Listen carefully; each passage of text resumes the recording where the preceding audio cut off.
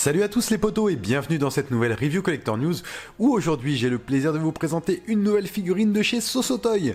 Après vous avoir présenté du coup l'omnipotent héros, aka Omni-Man, je vous propose aujourd'hui Unbreakable, son fils, donc ça fait partie de l'anime Invincible, donc franchement très belle réalisation qui a justement pour elle quelques points qui ont été je pense piochés chez Inart, notamment le principe d'aimant et tout, qui vont peut-être du coup devenir de séries sur quasiment toutes les figurines, on l'espère en tout cas, parce que c'est vrai que c'est un principe qui moi me plaît beaucoup. Donc c'est un personnage comme je vous disais tiré de l'anime, donc c'est vraiment voilà, ça parle vraiment aux connaisseurs. Moi c'est pas vraiment une gamme que je connais, enfin surtout un anime que je connais, même si j'ai suivi un petit peu. Donc au niveau de la boîte, à l'avant on a la figurine avec Unbreakable, c'est une Sosotoy édition exclusive, donc rien sur le côté. À l'arrière le nom, le numéro de la figurine, donc c'est la SST 044, les warnings, le logo Sosotoy, et on retrouve enfin le reste de l'image qu'on avait vu sur la face avant.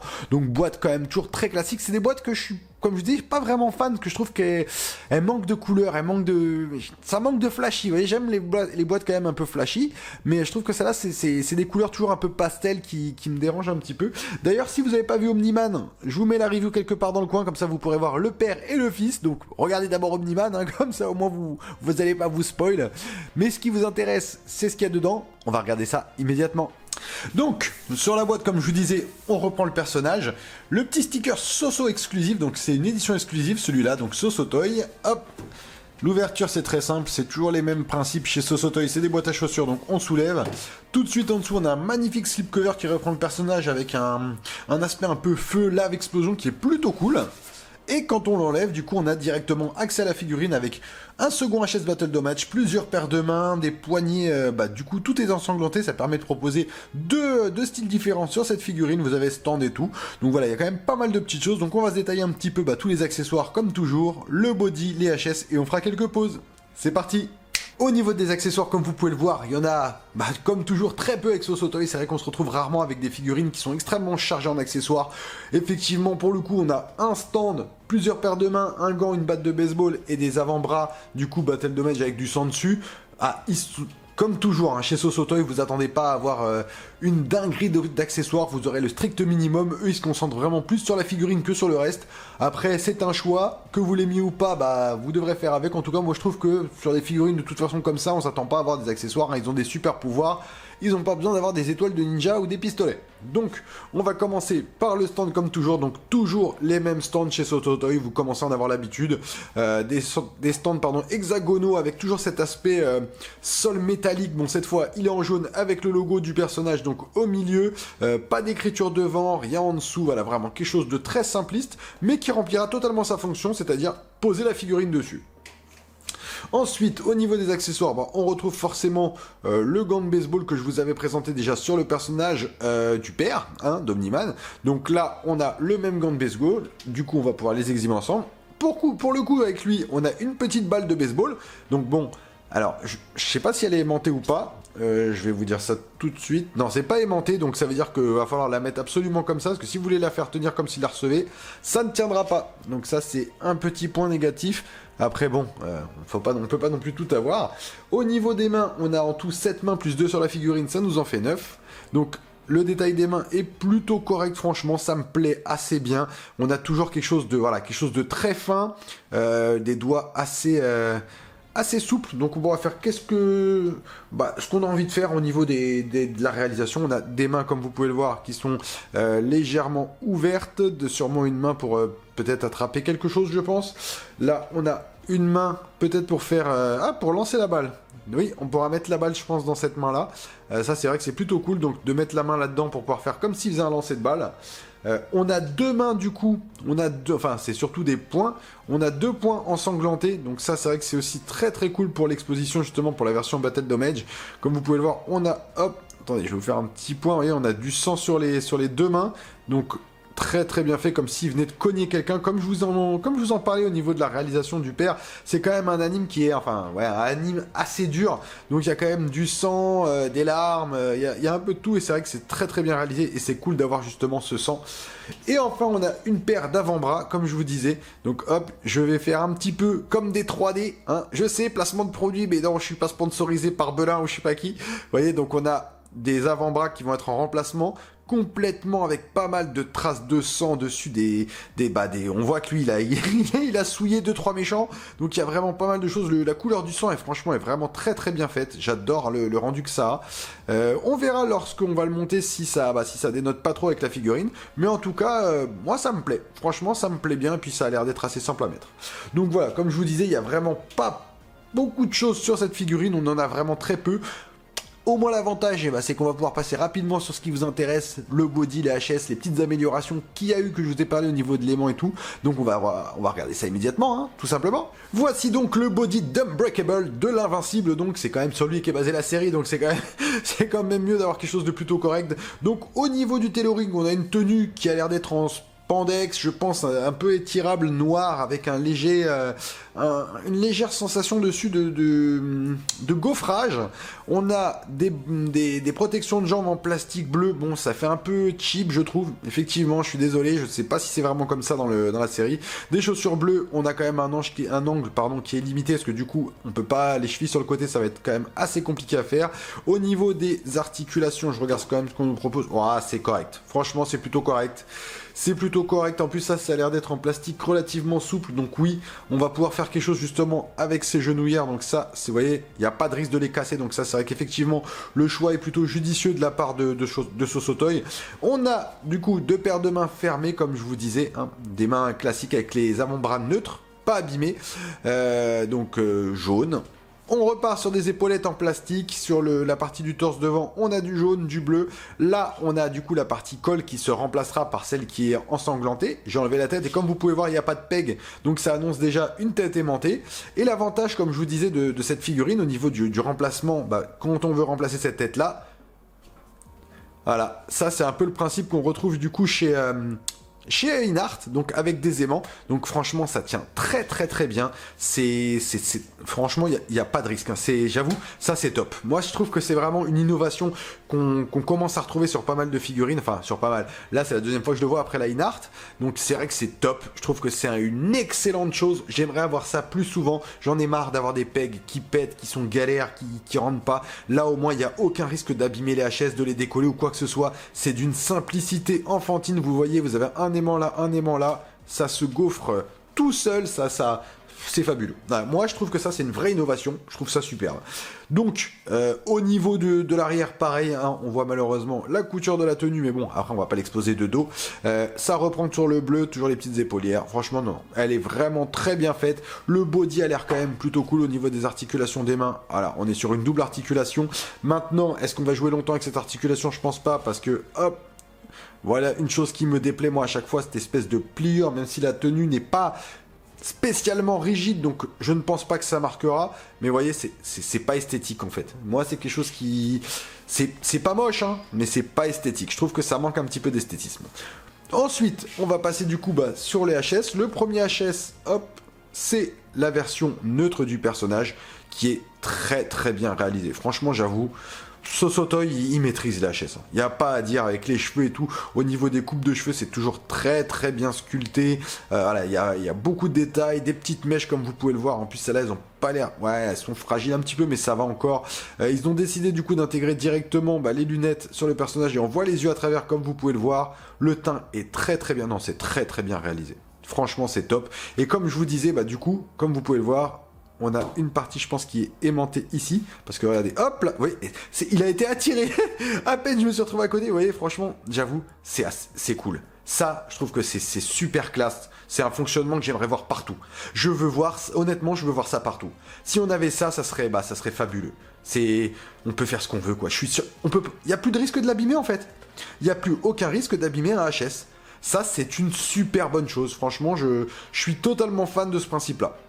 Donc, je vais le poser sur la tête en attendant. Et on a, comme je vous disais, un second HS, donc lui complètement battle damage, avec du sang de partout. Et le principe est toujours gardé, vous voyez, hop, tac, comme ça, on est tranquille. Donc je vais vous le présenter comme ça.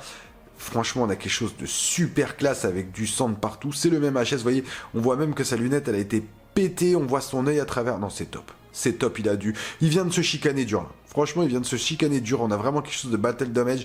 La coiffure est différente, je pense, j'ai l'impression qu'elle a l'air... Ouais, il n'a pas la même coiffure, vous voyez, il a une coiffure un peu défaite. Là, il en a une qui a mangé quand même un peu plus. Et non, c'est vrai qu'attendez, je vais comparer les deux. Hop, Ça, j'avoue, c'est top. Oh, la rapidité d'exécution, c'est juste fabuleux.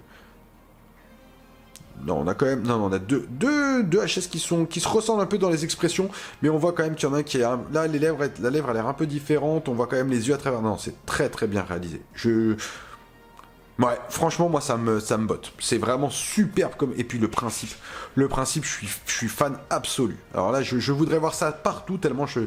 Ah bah, même si ça a pas l'air comme ça, c'est une innovation énorme, en fait. C'est un gain de temps, je suis sûr que je vais juste faire ça. Attendez, je vais le faire en direct devant vous, pour voir ce que ça donne un petit peu. Donc je pose celui-là, je remets l'autre dessus. Ah non, mais c'est instant, quoi, en fait. C'est instant, voilà, il n'y a même plus besoin de s'embêter. On fait ça en 30 secondes, même pas en 10 secondes. Hop, tu veux changer un HS, tu fais ça, voilà, t'as tout enlevé, tu mets ton autre HS. Voilà, en plus le truc, tu le poses à côté, regarde, tu l'avances, hop là, c'est super. Franchement, c'est super. Très bien joué de la part de Sosotoy. Je trouve qu'ils ont géré ce truc-là, donc non, franchement, c'est fabuleux. Le rendu est fabuleux. Il n'y a rien à dire. Il n'y a rien à dire. Bah écoutez, on va passer sur des pauses. Et puis comme ça, on pourra enfin voir un petit peu ce que j'en pense. Même si vous savez quand même ce que j'en pense. Je pense que je suis quand même assez fan depuis tout à l'heure. Donc voilà. Mais on va passer tout de suite sur les pauses. Voici donc une première petite pause et encore une fois, et je tiens à dire qu'il y a quelque chose qui me dérange, et c'est la deuxième fois sur 2 figurines d'affilée de Sosotoy, c'est cette obligation d'avoir uniquement une tige dynamique, et voilà, moi vous le savez, je suis pas fan de ces tiges là, je trouve que c'est pas forcément... le plus esthétique, c'est vrai que pour des personnages, oui, super-héros, effectivement, en vol, oui, mais si vous avez envie de faire une pause muséum, vous vous retrouvez avec une espèce de tige qui est quasiment plus grande que le personnage, en l'occurrence, là, c'est le cas, qui se voit derrière, qui est pas vraiment esthétique du tout. Voilà, moi, ça me dérange un petit peu. Maintenant, on va faire des pauses du coup dynamique avec le personnage, donc effectivement c'est utile, mais j'aimerais tellement avoir le choix qu'on me donne une tige muséum et une tige dynamique et que je puisse choisir, parce qu'en fait là j'ai pas le choix, c'est soit je prends la tige dynamique, soit je le mets sans tige, et s'il tombe, tant pis pour moi. Voilà, je trouve ça un petit peu triste quand on voit l'innovation qu'ils ont fait au niveau du HS avec les aimants, et derrière tu me mets une tige dynamique comme si c'était une figue premier prix. Ouais, ça me dérange un petit peu. Enfin bref, on va passer tout de suite à une deuxième petite pause, parce que là on était quand même sur quelque chose de vraiment sorti de boîte, on va essayer de faire quelque chose d'un peu plus hype. Allez. Comme je vous le disais, c'est dans les pauses dynamiques que là, la tige est utile. Donc là, on fait comme s'il était en train de partir pour aller mettre une droite monumentale à un ennemi. Donc vous voyez, franchement, il se pose relativement facilement. Les articulations sont vraiment flexibles. On peut s'amuser, faire ce que l'on veut. Donc de ce côté-là, rien à redire. Contrairement au père que je trouvais un peu trop baraqué, donc du coup on se retrouvait un peu bloqué, engoncé même je dirais, par sa tenue, et c'était vraiment dommage. Là on a quand même quelque chose de beaucoup plus fin, de beaucoup plus... Ça me fait penser un petit peu à du Spider-Man au niveau de la liberté de mouvement, et c'est vrai que c'est plutôt pas mal. Mais encore une fois, si vous l'exposez de face, c'est top. Dès qu'on voit un petit peu l'envers du décor, c'est-à-dire là, c'est moche tout de suite, quoi. Ça prend du plomb dans l'aile, je trouve ça dommage, mais en tout cas... Même comme ça, déjà, il me plaît pas mal. On va essayer de lui faire une deuxième petite pause avec le gant avant de passer sur une pause un peu badass. Voici donc une nouvelle petite pause où vous voyez, je lui ai mis la balle dans la main comme s'il était en train de la lancer. Donc il est en position de G, tout simplement, comme s'il allait envoyer une superbe balle courbe, ou je ne sais pas, peut-être une liftée, je ne sais pas. Et franchement, c'est vrai que, je suis honnête, je dois le reconnaître, avec la tige dynamique, ces pauses sont quand même beaucoup plus faciles parce on a quand même une liberté de placement des jambes, et c'est vrai que c'est plutôt top. Maintenant, comme je vous dis, en fait, ce qui me dérange toujours, c'est de voir la tige qui dépasse. Après, je pourrais la tordre, mais bon, je me retrouverais avec un espèce de U derrière, je trouve ça un peu dommage. Donc voilà. Mais en tout cas, les pauses sont quand même bien badass, et je pense qu'il y a quand même possibilité peut-être de changer la tige, peut-être trouver une solution pour justement mettre une tige peut-être un peu différente. Mais en tout cas... ça se pose vraiment très facilement. Les pauses à faire avec le perso, je pense qu'il y en a vraiment un nombre incalculable parce qu'il est quand même extrêmement agile et on peut vraiment le manipuler autant qu'on le souhaite et dans le délire qu'on souhaite en fait. Et ça, c'est vrai que c'est plutôt cool. Donc je tenais vraiment à féliciter Sosotoy là-dessus parce que la réalisation, en tout cas le body, bravo. Franchement, ça a l'air d'être quelque chose de qualité, et moi ça me plaît. J'aimerais retrouver ce genre de body un peu plus souvent d'ailleurs. Et voici enfin une dernière petite pause que j'avais envie de faire. J'avais pas envie de faire dans la traditionnelle pause, vous savez, bagarreur, du sang partout, genre le mec qui a gagné. Non, là j'avais envie de faire le mec fatigué de son affrontement. Vous voyez, il a du sang, mais il y a pas que le sang de son ennemi, en fait, il y a aussi le sien. On voit qu'il est, il a tout donné, et vulnérable, voilà, c'est ça le terme que je cherchais. Il est presque vulnérable, il est presque humain. Vous voyez, c'est ça que je trouve important des fois dans les super-héros, c'est le côté où ils peuvent pas tout le temps gagner. Bon, même s'ils gagnent tout le temps, mais il y a toujours un moment où où ils gagnent, mais ils sont sur le fil. Et je trouvais que c'était une très belle pose. Donc franchement, moi ça me parle. Après maintenant, techniquement parlant, cette figurine est simplement et purement une masterpiece de la part de Sosotoy. Des aimants, une tenue qui est vraiment agréable. Ce que je trouvais un peu cheap au début, c'est-à-dire les parties des jambes, bah franchement sont plutôt utiles, ce qui nous permet quand même d'avoir une amplitude supplémentaire dans le mouvement et de faire quelque chose sans avoir peur de casser. Ça aurait été du plastique un peu plus dur, bah ça aurait été un peu plus embêtant. Mais là c'est vrai que l'ensemble, bah franchement, match très très bien. Après, alors, esthétiquement parlant, on peut quand même avoir quelques regrets sur la combinaison. Après, c'est celle du personnage, hein, mais qui manque quand même de fioritures. On va dire c'est beaucoup trop simple, c'est beaucoup trop banal. C'est comme je vous le disais, le personnage qui veut ça. Mais j'aurais peut-être aimé une combinaison d'autres textures. Vous voyez, je sais pas une combinaison, mais vraiment un mélange, voilà. D'autres textures, quelque chose d'un peu plus high-tech peut-être, quelque chose qui me donnerait peut-être envie de rendre cette figurine un peu plus luxueuse. Là, on a vraiment l'impression que c'est une figurine, facile à réaliser, alors que c'est pas le cas, hein. Malgré tout, on voit quand même que Sosotoy, j'allais dire, que Sosotoy, vous voyez, ils me font me confondre parce que qualitativement parlant, c'est vrai que c'est quand même très proche de ce que fait Hot Toy, donc il n'y a pas, aujourd'hui, Sosotoy est un grand studio de réalisation de figurines qualitatif, sur qui on peut compter, qui a des délais relativement respectables. Donc voilà, moi je suis très très heureux de vous présenter du Sosotoy. Je tenais aussi du coup à remercier quand même Romuald, c'est sa deuxième figurine. J'ai fait Omniman grâce à lui, j'ai fait du coup Unbreakable. Donc franchement merci à toi Romu, quand tu vas la recevoir tu vas être juste fou parce que tu vas voir que l'ensemble père et fils à mon avis est juste extraordinaire. Donc je te remercie encore une fois de me laisser l'opportunité, la chance de présenter ça à tout le monde grâce à ta générosité, donc merci à toi. J'espère les gars aussi que cette review vous a plu. N'oubliez pas de vous abonner, de liker, de laisser un petit commentaire et d'activer la cloche des notifs parce que là il y a pas mal de choses qui arrivent. Je sais pas si vous l'avez vu mais je vous ai tease normalement la InArt. Oui les gars, elle est arrivée enfin chez moi, la Premium Routed Deluxe Excelsior Mondor barrette d'argent massive. Je ne sais pas comment s'appelle cette version, c'est la plus grosse. Elle est arrivée et je vais vous la présenter. Donc, comme je le dis à chaque fois, merci de me suivre sur la chaîne Collector News et à bientôt les potos. Allez, ciao!